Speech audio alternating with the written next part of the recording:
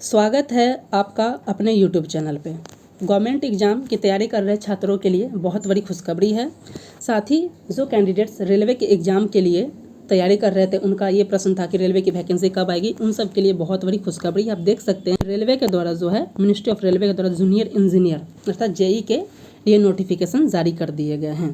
तो इस video lecture में हम लोग इसी के बारे में डिटेल्स में डिस्कस करेंगे कि इसका टोटल कितने पदों पे ये वैकेंसी आई है, टोटल पोस्ट कितने होंगे, साथ ही फॉर्म कब से कब भरे जाएंगे, फॉर्म में किसी प्रकार का अगर त्रुटि होता है तो कब से नोटिफिकेशन किया जाएगा, इसकी तैयारी कैसे करनी है, सिलेबस क्या होगा, एग्ज़ाम पैटर्न क्या होगा, एज रिलैक्सेशन के बारे में, इसके लिए एलिजिबिलिटी क्राइटेरिया अर्थात क्या डिप्लोमा वाले या बीटेक वाले ही भर सकते हैं या आईटीआई वाले भी इसको भर सकते हैं, इन सब के बारे में जो तमाम इससे रिलेटेड जो इशू हो जाता है उन सब के बारे में हम लोग इसमें डिटेल्स में डिस्कस करेंगे।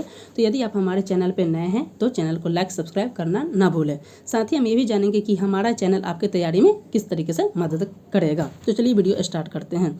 देख लेते हैं कि ये आप देख सकते हो ऑफिशियल नोटिफिकेशन है गवर्नमेंट ऑफ इंडिया, रेल मंत्रालय, RRB detail centralised employment notice देख सकते हैं 3/2024 का है। इसमें बताया जा रहा है कि recruitment of various post JE के लिए है, डिपोट मटेरियल सुपरिटेंडेंट का है, केमिकल के लिए है, केमिकल सुपरवाइजर के लिए, इन सब के पदों के लिए वैकेंसी आई है। अब सबसे इम्पोर्टेंट, अब सबसे महत्वपूर्ण मुद्दा ये है जो गौर करने की है कि आपके फॉर्म कब से स्टार्ट हुए। तो पहले ही बताया जा रहा है, आप देख लीजिए कि आपके जो ऑनलाइन डेट जो एप्लीकेशन हो रहा था, जो फॉर्म भरने का जो डेट है वो 30 जुलाई से स्टार्ट हो रहा है। तो ये डेट को नोट कर लीजिएगा, 30 जुलाई से आपके ये फॉर्म भरे जाने लगेंगे। लास्ट डेट आप देख सकते हैं कि लास्ट डेट कब से है, तो 29 अगस्त तक ये आपको फॉर्म भरे जा सकते हैं 11:59 रात्रि के, यानी कि 30 जुलाई से आपके फॉर्म भरे जाने लगेंगे। उसके बाद 29 अगस्त तक आप फॉर्म भर सकते हैं। यदि किसी कैंडिडेट्स के फॉर्म में किसी प्रकार का त्रुटि, यदि उन्हें जोन चेंज करना है, नेम, फोटो, सिग्नेचर, इनमें किसी तरीके का उनको त्रुटि करना है, अगर है सुधार करना है, तो इसके लिए वो 30 अगस्त से 8 सितंबर तक क्या कर सकते हैं, इसमें सुधार कर सकते हैं। उसके बाद ही आपके एग्ज़ाम देखने को मिलेंगे, अर्थात अगर देखा जाए तो एग्ज़ाम नवंबर या दिसंबर में होने की संभावना है। अब बात कर लेते हैं हम लोग टोटल पदों की बात कर लेते हैं। तो टोटल जो पद आई है इस बार देख सकते हैं जेई प्लस केमिकल सुपरवाइजर, इन सबको ऐड किया जाए तो 7951 है, 7951 है टोटल पोस्ट, जिसमें 17 पोस्ट आप देख सकते हैं जो आरआरबी गोरखपुर के लिए है, जो केमिकल सुपरवाइजर से रिलेटेड है, जो लेवल 7 का पोस्ट है। वहीं बात किया जाए जूनियर इंजीनियर और इससे रिलेटेड अन्य पोस्ट है, देख सकते हैं 793 7934 पद हैं।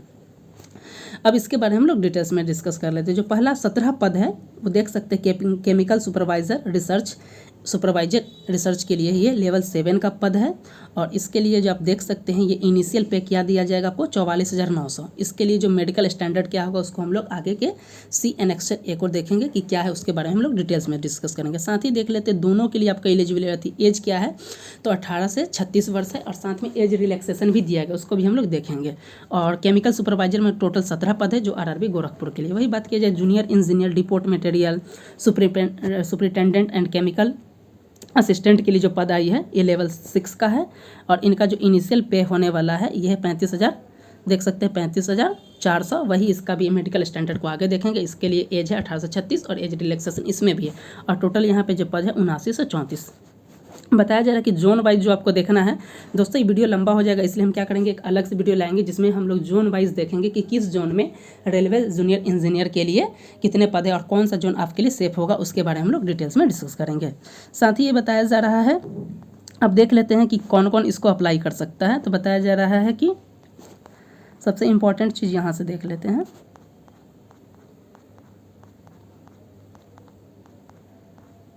हाँ, मेडिकल स्टैंडर्ड की बात कर लेते हैं।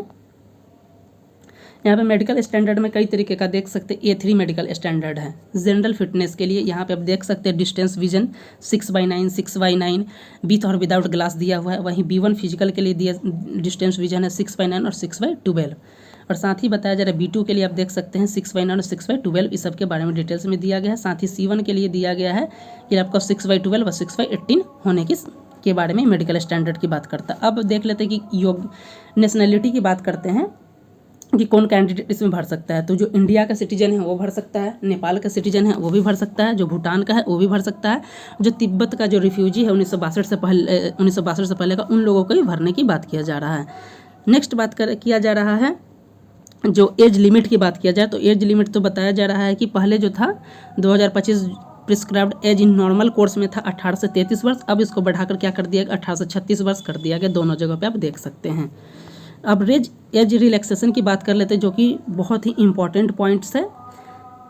एज तो आप सबको पता है कि 18 से 36 वर्ष है, लेकिन जो SC/ST कैटेगरीज है उनके लिए जो एज रिलैक्सेशन दिया जा रहा है ये 5 वर्ष का दिया जा रहा है। वहीं बात किया जाए OBC नॉन क्रीमी लेयर के लिए बात किया जाए तो इन्हें 3 वर्ष का एज रिलैक्सेशन दिया जा रहा है। एक सर्विसमैन का जो आप देख सकते हैं, इसमें कई तरीके की कैटेगरी है, उन्हें किस कैटेगरी में जो जनरल हैं और EWS उन्हें 3 वर्ष का दिया जाएगा। जो OBC का है उन्हें 6 ईयर्स का दिया जाएगा। SC/ST उन्हें 8 साल का दिया जाएगा। वहीं पर्सन बेंचमार्क यानी PWD वाले के बाद दिव्यांग की बात की जाए तो उन्हें 10 वर्ष, 13 वर्ष और 15 वर्ष का बताया जा रहा है। कि इस प्रकार आप देख सकते हैं कि बहुत ज़्यादा एज रिलैक्सेशन की भी बात इसमें की गई है।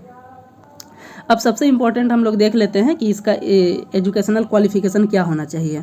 जिसमें बताया जा रहा है कि एनेक्सर A में जो है उसके बारे में डिटेल्स में दिया गया है, उसको भी हम लोग देख लेंगे कि क्या इसका एलिजिबिलिटी क्राइटेरिया होने वाला है। नेक्स्ट बात किया जाए कि टोटल इसका फ़ी कितना है, तो टोटल फ़ी बात किया जा रहा है ऑल कैंडिडेट्स के लिए आप देख सकते हैं जितने भी ऑल उनके लिए 500 है। वहीं बात किया जाए SC/ST फीमेल इन सब के लिए जो बात किया जाए इनके लिए कितना होने वाला है, तो 250 रुपये फीस होने वाला है।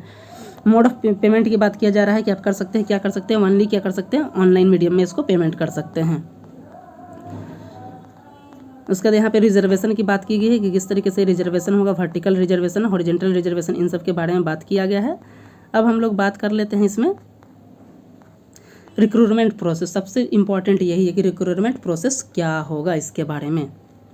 इसमें बताया जा रहा है कि आपका जो रिक्रूटमेंट प्रोसेस होगा ये टोटल 4 फेज में होंगे।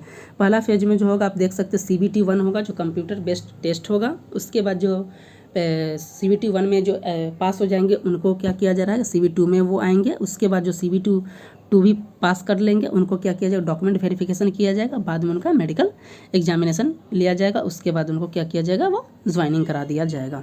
साथ ही बताया जा रहा है कि CBT 1 जो स्टेज 1 जो होगा आप देख सकते हैं, जो नॉर्मल कैंडिडेट्स के लिए 90 मिनट का होगा और जो दिव्यांग है इन सब के लिए क्या होगा 120 मिनट के लिए उनका एग्जाम होगा। टोटल जो क्वेश्चन होगा वो देख सकते हैं 100 क्वेश्चन होगा। अब बताया जा रहा है CBT 1 के लिए जो सिलेबस है वो क्या हो सकता है, तो देख सकते हैं कि यहाँ पे जो सिलेबस में क्या होगा, मैथ्स से क्वेश्चन है। मैथ्स से क्वेश्चन में क्या क्या आएंगे, तो number system, BODMAS, decimal, fraction, ratio, propagation, percentage, mensuration, time and work, time and distance, profit loss, algebra, geometry, इन सब से रिलेटेड आपके सिलेबस होंगे। वहीं बात किया जाए GI और रीजनिंग के लिए, तो इसमें रीजनिंग का पूरा सिलेबस आप देख सकते हैं। एनालॉगी है, अल्फ़ाबेटिकल है, नंबर सीरीज है, कोडिंग डिकोडिंग है, मैथमेटिकल ऑपरेशन, रिलेशनशिप है, सिमिलरिटीज है, रिलेशनशिप, एनालिटिकल रीजनिंग है, क्लासिफिकेशन, इन सब का। जनरल अवेयरनेस की बात किया जाए तो जनरल अवेयरनेस में आप देख सकते हैं कि नॉलेज ऑफ करंट अफेयर्स सबसे इंपॉर्टेंट, इसकी तैयारी आपको हमारे यूट्यूब चैनल पे कराई जाएगी। इसके लिए आप निश्चिंत रहिएगा। हमारे यूट्यूब चैनल पे देख सकते हैं monthly, daily basis, sectional wise सभी तरीके के करंट अफेयर्स की तैयारी कराई जा रही है।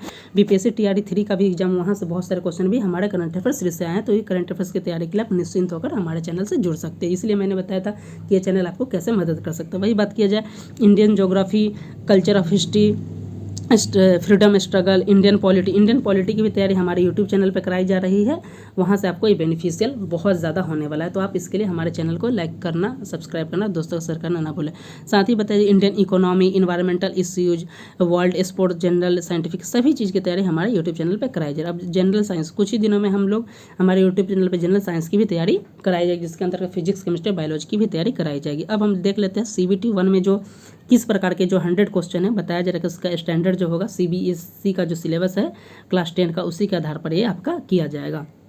अब बताया जा रहा है कि मैथमेटिक्स के टोटल 30 क्वेश्चन होंगे और इसका मार्क्स भी 30 होगा। वहीं बात किया GI और रीजनिंग का, तो ये 25 क्वेश्चन होंगे, इनका मार्क्स भी 25 होगा। जनरल अवेयरनेस के बात किया जाए इसके 15 क्वेश्चन होंगे और 15 मार्क्स के ही होंगे। जनरल साइंस के 30 क्वेश्चन होंगे, 30 मार्क्स के। इस प्रकार आप देख सकते हैं टोटल कितने क्वेश्चन हो गए, 100 क्वेश्चन होगा। और इसके लिए जो कितने मिनट दिए गए आपको 1.5 घंटा अर्थात 90 मिनट दिया जा रहा है। वहीं बात किया जाए कि जो दिव्यांग होने के लिए 120 मिनट दिया जा रहा है। बताया जा रहा है कि आपको मिनिमम जो क्वालिफाई होने के लिए कितना परसेंटेज लाना है CBT 1 में, तो या CBT 2 में भी जो मिनिमम क्वालिफाई होने के लिए, तो जो UR कैटेगरी से उन्हें 40% होना चाहिए, जो EWS से उन्हें भी 40%, OBC कैंडिडेट को 30% लाना है, SC कैंडिडेट को 30 और ST कैंडिडेट को 25% लाना है। ये सारा चीज़ बताया जा रहा है। अब बताया जा रहा CBT स्टेज 2 की बात किया जाए तो बताया जाए जो कैंडिडेट फर्स्ट में अपेयर हो जाएंगे उनका जो बताया जा रहा है उन्हें ही CBT 2 के लिए बुलाया जा रहा है। और CBT 1 में बताया जा रहा है, क्या बता रहा है, 15 टाइम्स गुना जो वैकेंसी है उसका 15 गुना कैंडिडेट्स को बुलाया जाएगा। ये बताया जा रहा है कि ये टोटल जो है 120 मिनट का होगा और क्वेश्चन जो टोटल रहेंगे 150 क्वेश्चन होंगे। वहीं बात किया जा रहा है जो दिव्यांग होने 160 मिनट दिया जाएगा। इसका भी सिलेबस आप देख सकते हैं। यहाँ पे जनरल अवेयरनेस होगा जो कि हमने ऊपर में डिस्कस किया, सेम वही है। फिजिक्स एंड केमिस्ट्री जो है जो CBSE का 10 स्टैंडर्ड का वही है। ये सबसे इंपॉर्टेंट है, बेसिक कंप्यूटर अप एप्लीकेशन। दोस्तों इसकी भी तैयारी हमारे यूट्यूब चैनल पे आप देख सकते हैं कि बिहार बिजली विभाग, NTPC, रेलवे, इन सब JEE टेक्नीशियन को ध्यान में रख के हमारे यूट्यूब चैनल पे कंप्यूटर की भी तैयारी कराई जा रही है। तो ये भी आपके लिए बहुत ही इंपॉर्टेंट होने वाला, इसका MCQ क्लास हो रहे हैं तो आप इसको ज्वाइन करके लाभ उठा सकते हैं। वही बात किया जाए बेसिक एनवायरनमेंट और पॉल्यूशन कंट्रोल का भी इससे प्रश्न पूछा जाएगा। टेक्निकल एबिलिटीज़, जो टेक्निकल जो बैकग्राउंड है, जिस बैकग्राउंड आप भर रहे हैं, जैसे मैकेनिकल हो, सिविल हो, इलेक्ट्रिकल हो, इलेक्ट्रॉनिक्स, उसके आधार पर आपके 100 मार्क्स के क्वेश्चन पूछे जाएंगे। देख सकते हैं इसका इस प्रकार से बताया जा रहा है कि किस प्रकार से क्वेश्चन होंगे। तो CB2 में बताया जा रहा है टोटल 150 क्वेश्चन होंगे और कितना 120 मिनट का एग्जाम होगा। इसमें जनरल अवेयरनेस आप देख सकते हैं कि 15 नंबर क्वेश्चन होंगे, उसका मार्क्स भी 15 होंगे। फिजिक्स और केमिस्ट्री का 15 नंबर का क्वेश्चन होगा और 15 मार्क्स ही होगा। बेसिक ऑफ कंप्यूटर एप्लीकेशन ये 10 नंबर के होंगे। वहीं बात किया जाए एनवायरनमेंट और पॉल्यूशन कंट्रोल का, ये भी 10 नंबर का होगा। उसका टेक्निकल एबिलिटीज़ देख सकते हैं, ये इंपॉर्टेंट है। जो आपका ट्रेड है, जो आपका बैकग्राउंड है, यानी सिविल से किया हो, मैकेनिकल से किया हो, ये सारा चीज़ है, तो वहाँ से 100 नंबर क्वेश्चन पूछे जाएंगे। वहीं बताया जा रहा है CB2 में 2 के लिए आपको कितने नंबर लाने होंगे, तो सेम वही है। जनरल कैंडिडेट और EWS के लिए 40% है, OBC और SC के लिए 30% है, ST के लिए 25% है। उसके बाद ये अब देख लेते हैं हम लोग, ये हैं डिसिप्लिन मैपिंग टेबल्स। ये बहुत इंपॉर्टेंट एलिजिबिलिटी क्राइटेरिया के बारे में बताया जा रहा है। यहाँ पे देख सकते हैं कि जो JEE के लिए जो वही फॉर्म भर सकते हैं, या तो वो डिप्लोमा किए हुए हों या फिर क्या किए हों, BTech किए हुए हैं, उन्हीं के बारे में ये बताया जा रहा है। क्योंकि यहाँ पे अगर ITI होता तो ITI बता दिया जाता है, लेकिन यहाँ पे लिखा हुआ 3 इयर्स डिप्लोमा इन इंजीनियरिंग और बैचलर डिग्री इन इंजीनियरिंग और टेक्नोलॉजी बताया जाए। इसमें ग्रुप बांट दिया गया कि अगर आपने मैकेनिकल के किसी भी शाखा से किया हो, जैसे mechanical engineering, production engineering, automobile, manufacturing, mechatronics, industrial, ये सारा चीज़ आपको क्या आ जाएगा, मैकेनिकल एंड एलाइड इंजीनियरिंग में। अर्थात आपको जो फॉर्म भरने के समय अगर इन में से किसी से भी आपको किया होगा तो आपको ये एग्जाम ग्रुप आपको ये सिलेक्ट करना होगा, यहीं से आपको प्रश्न पूछे जाएंगे। वहीं बात किया जाए क्या कि इलेक्ट्रिकल एंड अलाइड इंजीनियरिंग में कौन कौन आएंगे, तो इसमें आ जाएंगे, आप देख सकते हैं, इलेक्ट्रिकल इंजीनियरिंग, और अब बताया जा रहा है कि इलेक्ट्रिकल इंजीनियरिंग का जो कॉम्बिनेशन उस सब आ जाएंगे। अब बात कीजिए इलेक्ट्रॉनिक्स इंजीनियर के लिए, तो बताया जा रहा है कि इलेक्ट्रॉनिक्स एंड अलाइड इंजीनियरिंग में वही आएंगे जो इलेक्ट्रॉनिक्स इंजीनियरिंग किए हो, इंस्ट्रूमेंटेशन एंड कंट्रोल इंजीनियरिंग किए हो, कम्युनिकेशन इंजीनियरिंग किए हो, कंप्यूटर साइंस एंड इंजीनियरिंग किए हो, कंप्यूटर इंजीनियरिंग किए हो, कंप्यूटर साइंस किए हो, IT से हो, और किसी भी जो भी combination of sub streams of basic streams of above discipline, इन सब इसके अंतर्गत। वहीं बताया जाए सिविल के अंतर्गत कौन कौन आएंगे, तो BSc इन सिविल इंजीनियरिंग, और जो बताया जा रहा है जो कॉम्बिनेशन इसका होता है या फिर सिविल इंजीनियरिंग का हो जाता है। उसी बात की बात किया जाए जिन्होंने CMA ग्रुप एग्जाम ग्रुप के लिए कौन कौन आएंगे, जिन्होंने ग्रेजुएशन स्तर पर केमिस्ट्री और फिजिक्स पढ़ा। वहीं बात किया जाए केमिकल और सुपरवाइजर के लिए वही कैंडिडेट आएंगे जो डिग्री और इक्विवेलेंट है केमिकल टेक्नोलॉजी में और डिग्री ऑफ इट्स मेटालॉजिकल इंजीनियरिंग में, और computer language will be essential. इस सब के बारे में जो किया हो इसके बारे में बताया जा रहा है। उसके बाद बताया जा रहा है कि नॉर्मलाइजेशन मेथड के बारे में बताया जा रहा है कि कैलकुलेशन करने के लिए क्या है, ये फार्मूला आप देख सकते हैं ना, बता रहे मेरिट इंडेक्स के लिए ये फार्मूला आपको यूज करके किया जाएगा, मेरिट तैयार किया जाएगा।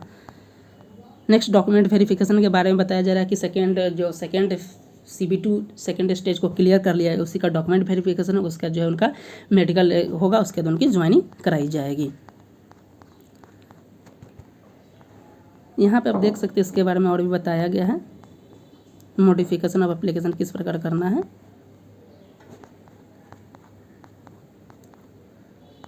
तो दोस्तों इस वीडियो लेक्चर में फ़िलहाल इतना ही। अब बात गया जोन वाइज कितनी वैकेंसी है। जोन वाइज जो वैकेंसी आई है 2024 JEE के, उसके बारे में हम लोग डिटेल्स में डिस्कस करेंगे। आगे के वीडियो में एक वीडियो और आएगा, उसमें हम लोग देख लेंगे किस जोन में कौन सा वैकेंसी है, कितने पोस्ट हैं और आपके लिए कौन सा जोन सेफ होगा, उसके बारे में हम लोग डिटेल्स में डिस्कस करेंगे।